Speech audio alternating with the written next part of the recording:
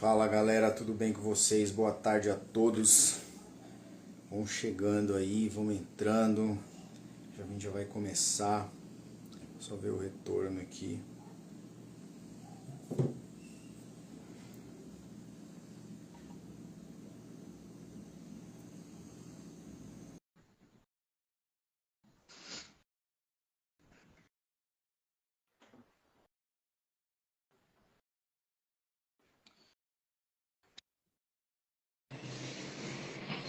Fala Arthur, beleza?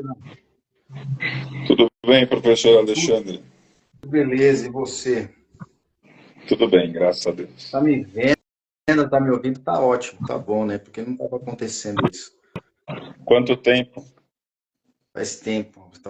Mas bom que a gente não fez semana passada que eu tava na ira, eu tava nervoso, cara. Tava muito que aconteceu? Você pode falar? inspirado. Eu não dormi uma noite aí, nada contra com quem gosta, mas eu não gosto mesmo, não tô nem aí. Não gosto de futebol, cara. Os fogos foi até foi um campeonato, sei lá nem de que time, essas bosta aí, cara. Não gosto, cara. Não critico quem curte, mas fica enchendo o saco dos outros. Foi até das 2 horas da manhã, cara. Eu não sei se aí teve esses fogos aí, estourou. Foi o jogo do Corinthians e Não Palmeiras? sei, cara, Provavelmente. não gosto, eu não acompanho. A gente não fica estourando quando a gente vai em campeonato, fica. A gente fica estourando fogo. Pô, cara, incomoda os outros, cara. Putz, caraca, acho que foi Eu essa. acho que foi o Corinthians e Palmeiras no Itaquerão e foi quinta para sexta. Quarta pra quinta. Então foi o jogo do Brasil. Não, cara, à noite. Foi quarta pra quinta. Não, não, acho que foi quinta pra sexta mesmo. Que eu fui falar que eu Sim, fui treinar. Corinthians e Palmeiras. Foi. Porque eu fui Corinthians treinar bem mal. ganhou, Lembrei agora. Eu fui treinar né? com sono, cara. Eu estava comentando o negócio do treino, eu não foi igual o seu, mas eu fui. Foi bem ruim É, pra mim, cara. Eu fui treinar a sexta com sono, cansado. Ontem, né? Foi ontem, semana passada. Já nem sei. é um assunto interessante para falar porque nós que gostamos de treinar, temos que fazer tudo certo, né? Ou tentar fazer tudo certo. Qualquer coisa que saia daquilo que a gente acha que é correto, vai atrapalhar o rendimento. E uma delas é o sono, né? Eu acho que é a principal, né? A É principal a é o sono. principal. Pelo menos pra mim, cara. Meu, acaba o treino, eu posso estar alimentado, eu posso estar treinado. Eu treino, que nem eu treinei. Mas, cara, um desgaste assim é totalmente diferente. Parece que eu faço o dobro de força, o dobro de tudo, cara. É ruim demais, é horrível, cara. É um peso, cara. É muito ruim. Bem ruim. Dormir bem é essencial porque tem liberação de hormônios que restauram, né, as células, principalmente musculares, e além disso, dormindo, que você tem uma higienização mental, né? Seria essa palavra, onde o seu cérebro consegue ter uma higiene, uma lavagem, não uma lavagem cerebral no mau sentido, né? Que ele vai fortalecer as sinapses, os neurônios, as conexões. Caso você não durma bem, você vai ter consequências. E uma das consequências é o aumento da ansiedade. Eu já li sobre isso. Além disso, pode aumentar também problemas, as chances de obesidade também. A pessoa vai ficando mais ansiosa, ela pode comer mais. Isso já está comprovado também que a insônia, além de diminuir a imunidade, pode te gerar ansiedade e outros problemas, né? Então, para quem gosta de treinar e treinar mais sério, com mais intensidade, o sono é primordial. O sono é regenerador, né? Isso. Cara, totalmente para tudo, o corpo inteiro, não tem como, né, não dormir. Tem pessoas que com 4, 5 horas já funciona, né? Outras Com 8, Sobrevive, né? 9, depende, né? Depende. Isso é bem pessoal, né? Eu preciso de umas 8, cara. Umas 8 horas eu tô bem. Entre 7 e 8 eu tô bem. Você mais? Isso, Seis. então. 6 Para eu horas. ficar bem, seis. Só que direto, tá?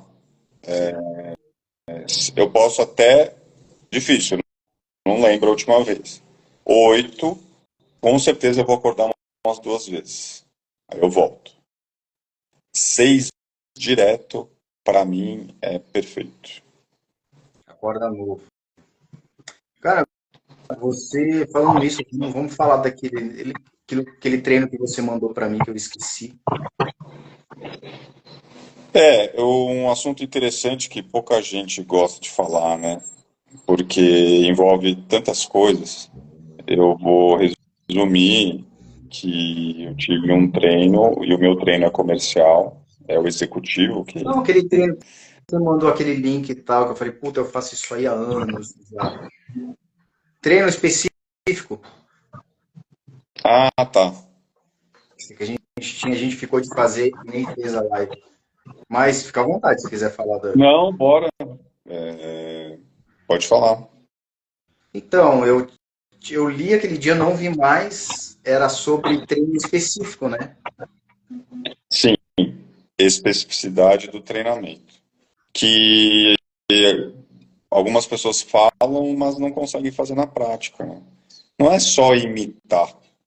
Tem outras coisas que você tem que controlar. Principalmente a carga, o volume, que é a quantidade, o tempo de intervalo. Ó, lá eu treino 5 minutos cada combate, né? Cada sparring. E tem um intervalo de 45 segundos a 1 minuto para o próximo. E a gente sabe que nem todo treino desses 5 minutos você vai estar colocando toda a intensidade. Então a luta ela é intervalada. Você chegou nos 100 quilos, você segura um pouco normalmente para pensar no próximo passo. Então você já teve algum intervalo. Então o treinamento de preparação física tem que ser o mais próximo dessa realidade. Movimentos e músculos que você vai utilizar durante a luta e o tempo, né? Precisa de um treino muito longo? Não. Você consegue, hoje em dia, ficar aí, de repente, 2 horas treinando jiu-jitsu? Eu já não acho mais legal isso. Prefiro treinos curtos e hoje eu prefiro também achar aquele dia certo para um sparring mais intenso, sabe assim?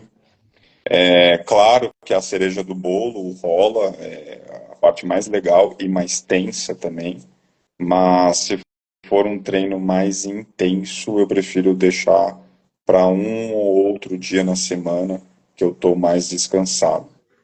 Porque algumas pessoas se machucam, né? Quando treinam com muita intensidade, todos os treinos, né? Apesar de que é muito difícil você treinar com a máxima intensidade todos os treinos do ano, né? A gente sabe muito bem disso. Então, isso que você mandou para mim, até te comentei com você na hora, né? Cara, eu venho fazendo isso aí já há alguns anos. Vou resumir como que aconteceu. Eu parei, né? Eu já vinha antes tentando achar um treino, musculação, crossfit, tudo isso. Aí teve um tempo que eu parei e para voltar. Cara, é muito horrível voltar. Você quer voltar como você parou, como você estava antes. E não vai, é impossível, não tem como voltar. Aí eu voltei a treinar Gil, horrível, voltei, aí fiz musculação, não foi, crossfit para pegar um gás, não resolveu. E eu tava pensando, falei, meu, esse negócio eu acho que eu vou parar, porque não dá. Só que tinha conhecido pessoas, caras mais velhos que eu, e nunca pararam e continuavam. Então eu ficava pensando, pô, então meu erro foi parar, não devia ter parado, mas não pode funcionar assim. Nossa, um profissional da área, né? E aí, cara, eu comecei, me deu um estalo aí, eu comecei a fazer exatamente o que eu faço no tatame, no sparring. Eu comecei a fazer o exercício. Cansei de fazer aquela musculação tradicional que eu fazia para ficar mais forte, hipertrofia. Melhorava um pouquinho e tal, mas na hora lá da guerra, não adiantava. E aí eu comecei a fazer. Falei, eu vou treinar menos. Me sentia cansado. Falei, eu vou treinar menos tempo. Vou fazer esses exercícios. Vou fazer um pouquinho desse aqui. Vamos ver se vai dar resultado lá.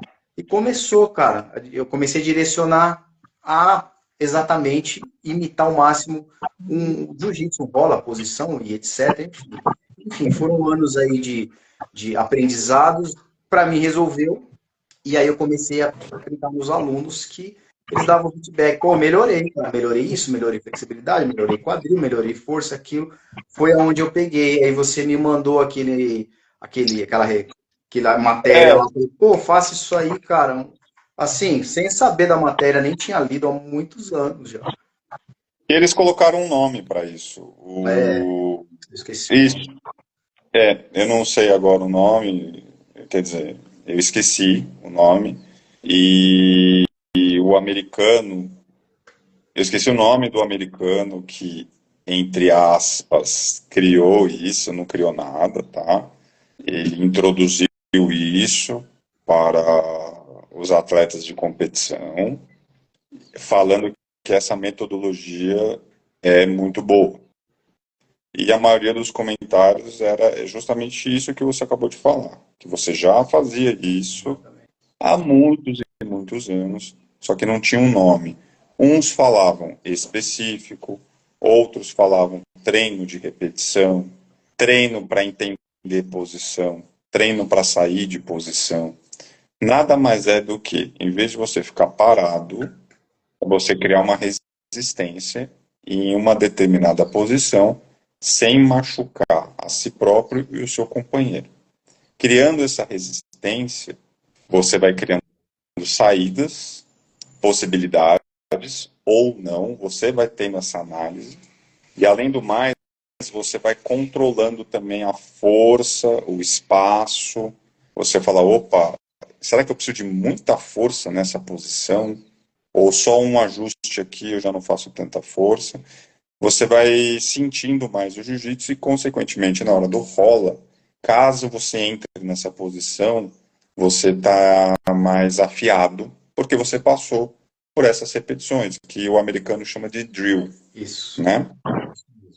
E veio à tona agora, mas nos anos 90, 2000, muito comum isso acontecer.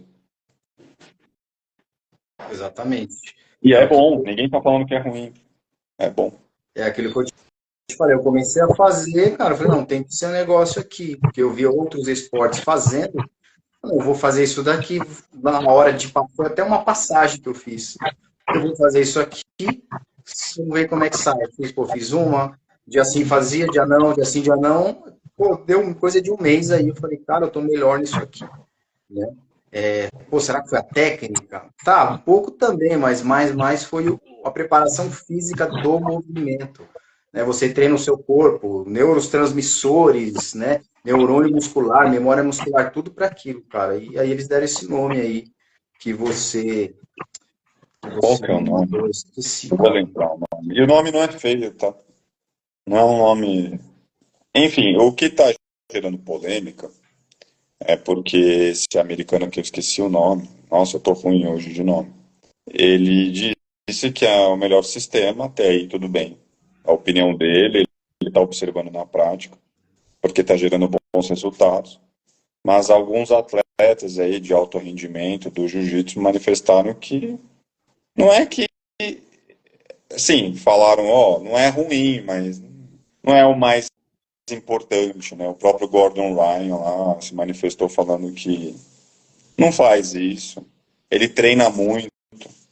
Então, assim, a gente sabe, né, que o atleta de alto rendimento, que quer viver do esporte, ele faz tudo aquilo que você pedir para ele fazer, né? Se você é o treinador dele e falar, cara, terminou o treino, vai correr 5 quilômetros, não que seja a melhor opção, mas ele vai fazer. É o trabalho dele. E outra, a gente sabe que a grande maioria das pessoas não gosta muito de fazer o aeróbico, né? Tem componentes aeróbicos, só que são menores do que os anaeróbicos na luta, né? Mas o fato de você fazer um pouco de aeróbico, uns falam cardio, melhora a produção de mitocôndrias e vai melhorar a oxigenação. Então, paralelamente, se você puder andar de bicicleta, se você... Ih, mandou mensagem aqui, ô Ale. Não é pra mim, Meu não. primo vai sair. Vai sair. Vai sair de onde? Da posição? Que posição que ele tá? É, seja bem-vinda, Laura, né? Enfim, eu estou tentando acrescentar no meu treino e você observa alguns atletas fazendo bicicleta, só que alta intensidade com uma duração pequena, do que percorrer longas distâncias. Não é o principal, mas é um complemento. Dá muita diferença. Sim. Outro assunto, mais ou mesmo, o que que você acha? Vou dar um exemplo aqui. Um dia lá que você não está num dia bom, você não dormiu bem, né? Referente, fazendo igual o seu treino que você me falou. O que você acha? Você acha que é benéfico para a pessoa ir treinar? Ou é melhor ela ficar em casa e descansar? O que você acha do Então, um modo depois a gente vai detalhando. O que uhum. você acha disso?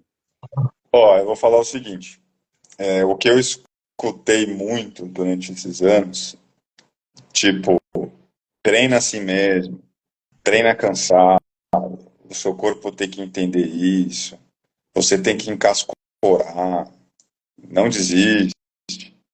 Mas hoje, com a formação, eu opto em descansar e tentar depois. E aconselho isso. Por quê? Existe a fadiga periférica, né?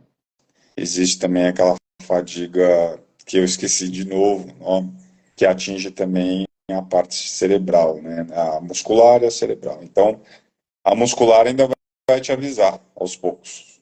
A cerebral, você já cria uma estafa assim e você para. E nesse momento você pode se machucar, né? Eu estou falando de uma forma muito simplificada, é muito mais detalhado que isso, mas a maioria vai entender. Você vê observar muito isso no CrossFit, que as lesões de CrossFit são, não estou falando todas, pela fadiga, porque você sai de um exercício e vai para outro exercício sem intervalo.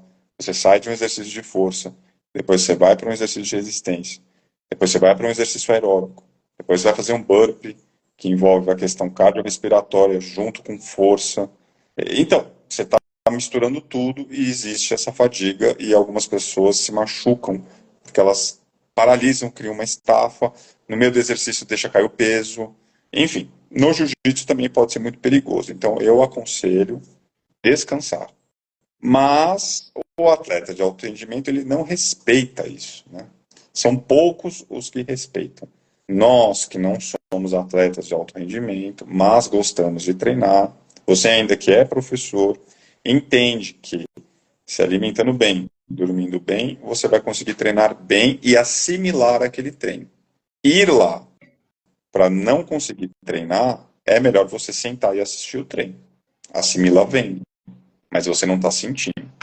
Minha opinião, você preserva mais o seu corpo e você consegue ter um melhor aproveitamento de todo o treinamento, né? Que não é só naquele dia. Você treina para a vida toda, né? Exatamente, concordo. Mas nós, né, sempre treinamos mais lá no início, que a gente, o que você falou, é a mesma coisa, a gente treinava no mesmo lugar, escutava isso, que é cansado que você aprende o jiu-jitsu. E eu treinei muito cansado, chega a dar um pane na mente, o que você falou, aquele cansaço mental. Tu vai aprender o quê? Você vai aprender o que já está automatizado, só que você não consegue mais pensar.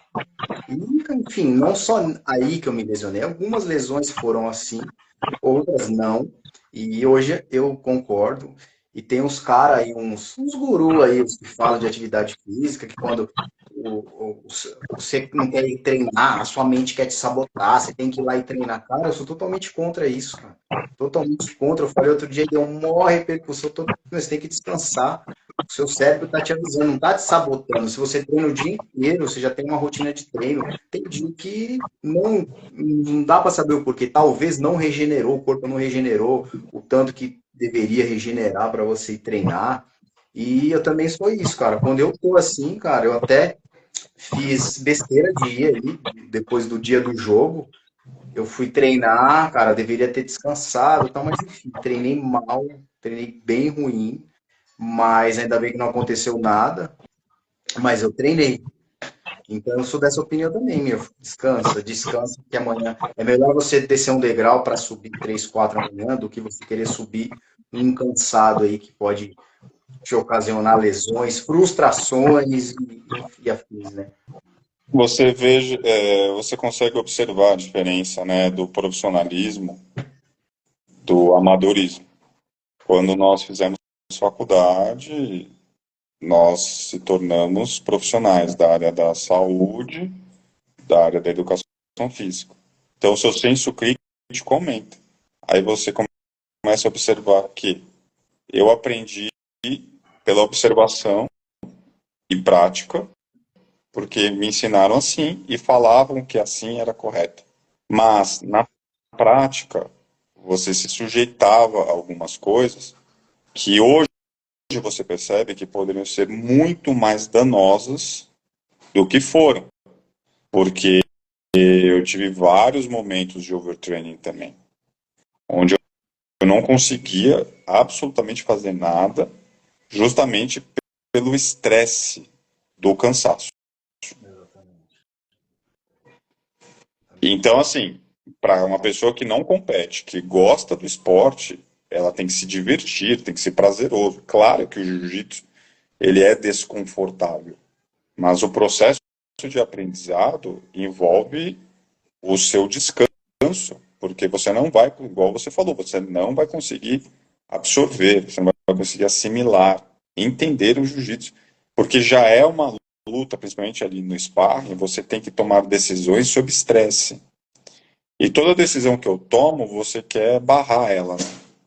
É uma negociação. Eu quero finalizar você, mas você não vai deixar. Eu quero passar sua guarda, você não vai deixar.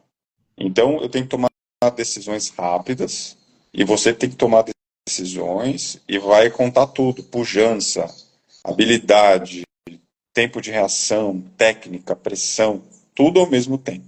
Se você está já cansado e fica alguém incentivando, não desiste, o casca grossa é assim, tem que ser forjado no ferro. É muito mais para os outros falarem assim, nossa, o Alê, ele é um casca grossa, ele tá morrendo ali, não desiste e tal. Mas, graças a Deus você tá bem, tá aí.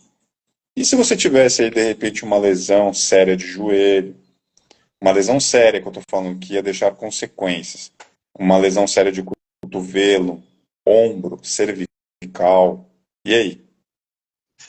Vale a pena? Quantos caras que a gente conheceu, você sabe, eu aperto de novo nessa tecla, que já pararam, não colocam mais o kimono. E eram caras duros naquela época. Eram treinos duros. O cara ficou aqui 5 anos treinando, 7, 10, alguns menos, outros pararam na faixa marrom, que eu Foi. conheço. Lesões. Por quê? Porque a mentalidade era essa.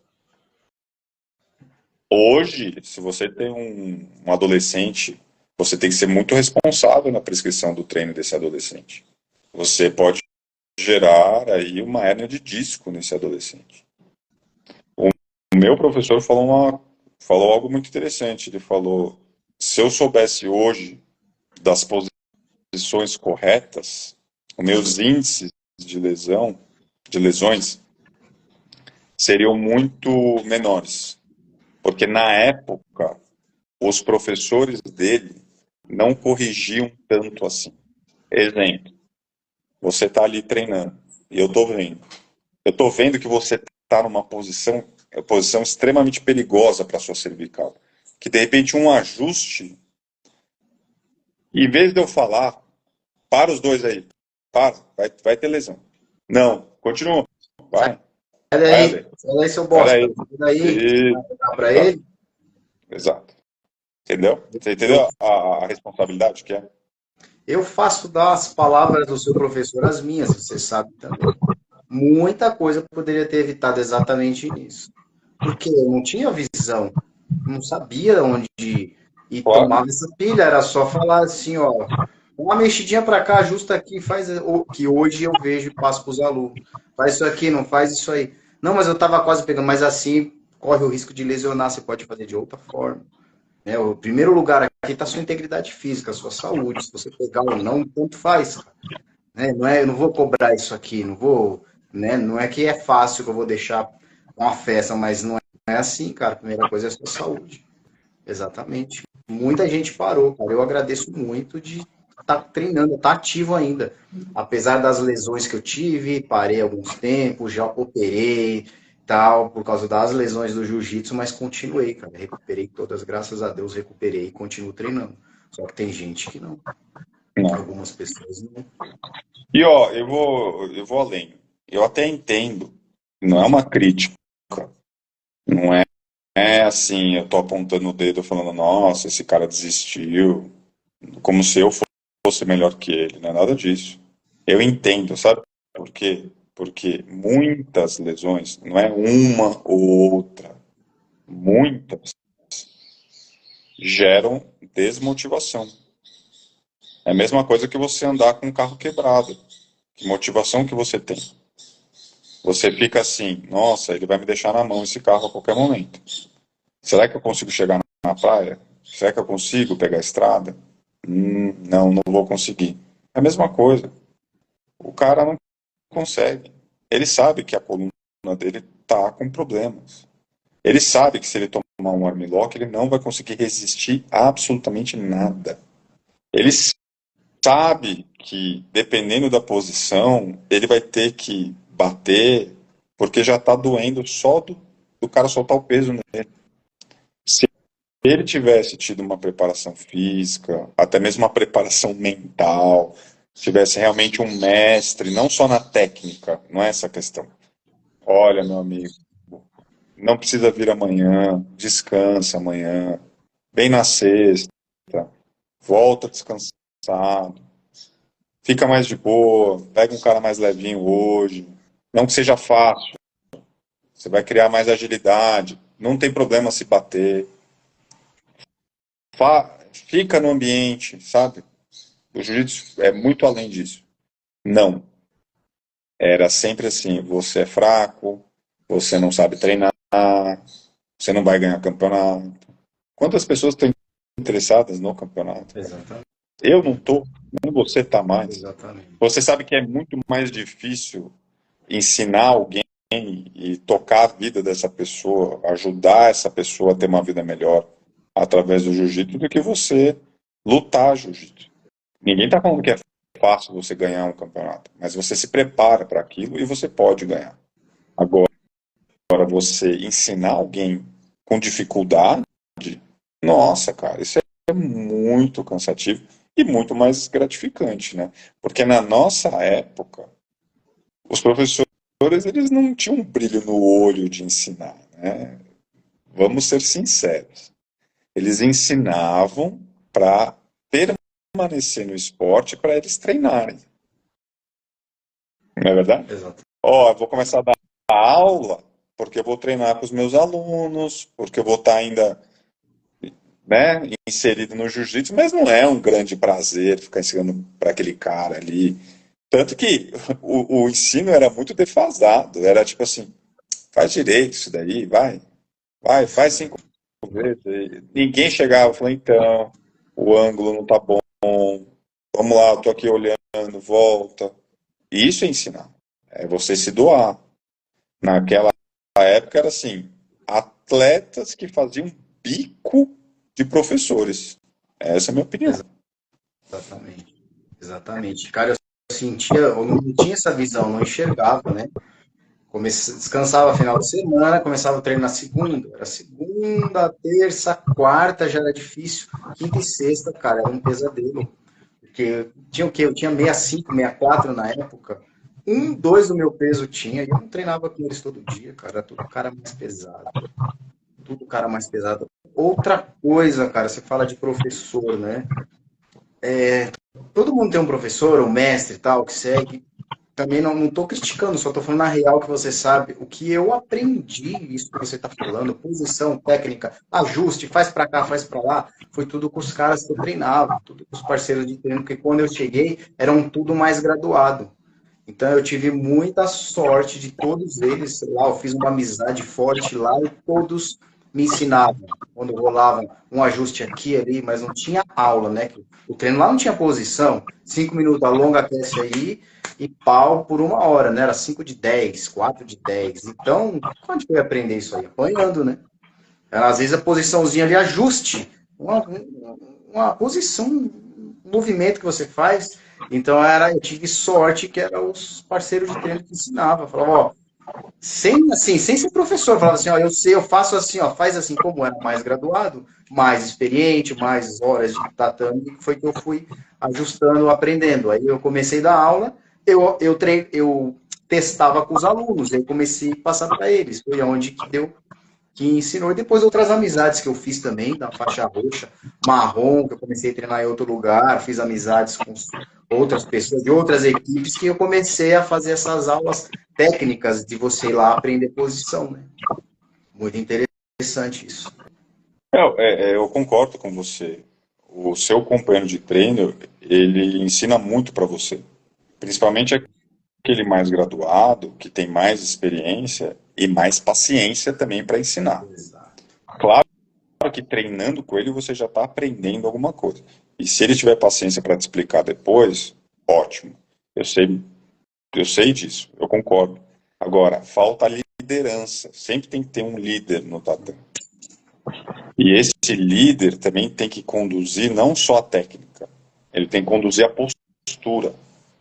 Primeiro que a técnica, na minha opinião. Primeiramente, cara, é o respeito e a postura. Ponto, acabou. Ambiente. Ambiente saudável. Depois vem as outras coisas. É lógico que técnica importa, é o carro-chefe, mas é isso que você falou. Primeira coisa é a postura. A postura. E ele tem que preservar os alunos. Por isso que é difícil. Ele tem que chegar para você e falar assim, Ale, desse jeito, eu sinto que você está com vontade de aprender, de evoluir, de ser um campeão. Mas desse jeito, você vai acumular lesões. Estou avisando e não estou te criticando. Fique a seu critério. Eu não posso controlar você, mas eu estou te mostrando que esse caminho vai ser mais perigoso. Pô, ótimo. Postura, respeito, porque ele está tendo uma postura respeitosa com você. Ele é o exemplo. Não adianta ele cobrar, né? Na nossa época se cobrava muito respeito e não se dava, né? Total, total, Exato. total. Ele cobrava respeito de você, mas não tinha. Por quê? O ego, o orgulho, o medo de perder o emprego, o medo de repente daquele aluno ficar mais encascorado, ganhar, tudo isso que a gente já sabe que é verdade, atrapalhava essa verdadeira liderança. Né? Exatamente. Ainda bem que mudou, né, Arthur? Hoje é tudo diferente. Você vai num lugar, nossa, cara, é uma Ó, maravilha. eu penso o seguinte, mudou algumas coisas, outras não. O jiu-jitsu é um organismo vivo, ele está sempre mudando. O que eu tenho observado é que quem quer crescer, não estou falando só na parte competitiva, estou falando crescimento, assim, o negócio do jiu-jitsu, tem que estudar, tem que estudar. Não é só estudar as técnicas. Porque aquele aluno que vai na academia procurando emagrecer é diferente daquele que quer ser campeão mundial. Aquela menina, igual lá, a neta do Trump, que procurou uma academia de jiu-jitsu com 12 anos de idade, porque queria aprender a se defender, olha isso, tem uma outra motivação do que aquela pessoa que quer ter o senso de pertencimento. Nossa, o pessoal do jiu-jitsu é bem unido, eu já assisti a aula, eles conversam depois, eles tomam açaí, eu quero pertencer a esse grupo. E tem gente assim. A gente sabe que o senso de pertencimento é muito forte no jiu-jitsu. E, e os objetivos são diferentes. E aquela academia que não tiver em constante atualização e os professores, além da técnica e da faixa, tiverem postura, colocarem toda a filosofia real do jiu-jitsu, da importância do jiu-jitsu na vida delas, como ferramenta de transformação, é o que vai manter o sucesso. Caso o foco seja deixar o forte mais forte, com certeza vai ser fadado ao fracasso, você vai ter meia dúzia de alunos. Mal vai conseguir pagar as contas, e o cara que já está ficando casca grossa, pega a roxa, marrom, já vai para outro lugar. Ou ele Exatamente. monta a equipe dele, a gente sabe como é que é, né? Então, o que eu estou querendo dizer, vai muito além da técnica. Porque vai passar com o tempo o seu período de performance. As técnicas você vai continuar assimilando. Mas se você não tiver outro tipo de estudo de como reter esses alunos e colocar mais alunos, você não vai conseguir sobreviver do jiu-jitsu caso seja o seu sonho. Então, algumas pessoas querem viver do jiu-jitsu, mas viver como? Com o negócio do jiu-jitsu. Porque viver como competidor, você tem um período muito curto. Tanto que a maioria desses caras bem-sucedidos do jiu-jitsu tem academias, eles têm infoprodutos, eles têm kimonos, camisetas, eles têm, assim, um marketing envolvido com o nome deles. Aí eles conseguem. Aulas particulares, aulas coletivas, é o negócio. Agora, só a técnica, só a performance não vai te colocar em lugar nenhum. Tanto que a gente conhece muitas pessoas que pararam de dar aulas, eu conheci, porque na época não tinha esse conhecimento. Ah, ei, você está dando não, já não paga as contas, já não dá, tal. Porque o método era esse. Entra, tenta ganhar de mim, aí começa a ganhar, o cara vai embora, monta a equipe dele, aí o aluno ganha dele, o aluno monta outra equipe, a gente sabe como é que é, né? E não é isso que eu quero, não é isso que você quer. Você está com outros planos, você quer atingir um número muito maior de pessoas, por isso que você está no online.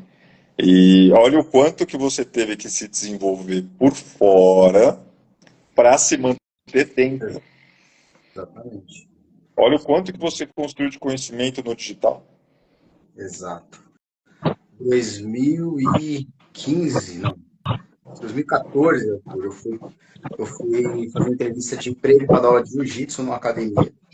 Eu era faixa marrom e falei com o dono direto com ele. Tinha um cara dando aula, fui indicação de um outro amigo lá do jiu-jitsu. A hora que eu fui, cara, eu entrei na academia, eu comecei a olhar as fotos do cara, o cara faixa preta, campeão, sei lá do que, mas ele, cara, eu murchei, eu falei, meu, quase que eu voltei pra trás, meu, vambora, vou falar o que com esse cara, o cara é preto, eu sou marrom, ele, não, não, vamos lá falar. Aí, enfim, fui falar com o dono, o cara, né, conversou, eu sou educador físico e tal, começou a perguntar, e aí eu falei, cara, assim, falei, ó, eu não tenho nenhum título, não, eu vi aí que o seu, eles se desentenderam, esse cara que tava saindo, eu falei, o cara é faixa preta já, tem vários títulos, ele olhou pra mim, você não tem nenhum título, eu falei, não, cara, eu não tenho nenhum título assim pra pôr, né? Aí ele falou assim, beleza, cara, mas eu não tô procurando um lutador. Se eu tivesse, eu não ia falar com você. Eu tô procurando um professor. Falou do cara, que o cara era bom de ganhar campeonato, mas o cara não era professor. Não tinha nada de postura, não tinha de nada. Os alunos reclamavam dele. Aí ele falou, você entendeu? Eu não tô procurando professor aqui. Não é para expor nada, é uma pessoa para dar aula, eu preciso dar aula que os alunos gostem de vir aqui. Aqui eu tenho todo tipo de público e tal, tal, tal. Enfim, fez a proposta e aí? Vamos, falei, vamos lá. Vamos fazer um teste então de um mês. Quem vai dar o feedback, quem vai falar é os alunos. Cara, eu fiquei lá 3 anos, né? Outra coisa. O pessoal que treinava, que falava, enfim, você já sabe, o cara é bom lutador, ganhava tudo, mas para ensinar ele não sabia ensinar, ele não sabia dar aula, né? E isso aí é mais ou menos o que você está falando, né? Hoje em dia, se não for professor, não adianta ser lutador, porque não vai a lugar nenhum. E vai muito além, né? Você tem que se doar, você tem que ter paciência. Tudo aquilo que o jiu-jitsu ensina, principalmente paciência, resiliência, suportar pressão, no caso, suportar críticas, porque assim, vão aparecer pessoas para criticar, mesmo você tentando, buscando um trabalho de excelência. E o que é relevante nas críticas, né? É você, claro, tentar sempre tentando se aperfeiçoar, mas você sabe que quanto maior a exposição, maior o número de críticas. Então, o professor ele tem que colher várias habilidades para poder entregar o melhor. O que hoje eu estou querendo dizer é que não basta só o conhecimento do jiu-jitsu, que com o tempo a gente consegue ter um conhecimento básico para poder ensinar alguém. O que eu estou observando é que para você ter aí, de repente, um sucesso, você tem que buscar outras fontes de conhecimento para você vender o jiu-jitsu. E uma dessas fontes é o marketing. Porque nós, Ale, nós na faculdade, não aprendemos a nos vender. Ninguém ensinou isso. Quando você estava dando aula de jiu-jitsu, você não aprendeu a se vender ou vender a sua aula. Por que a sua aula é boa? Que tipo de público você vai atingir? Quais são os objetivos do seu aluno? E a gente muitas vezes não se interessa por isso, do tipo, o cara tá aqui porque ele quer treinar igual eu. Não. E se o cara quiser entrar ali para melhorar só a confiança dele? Ele não quer fazer 10 de 10, cara. 10 de 5.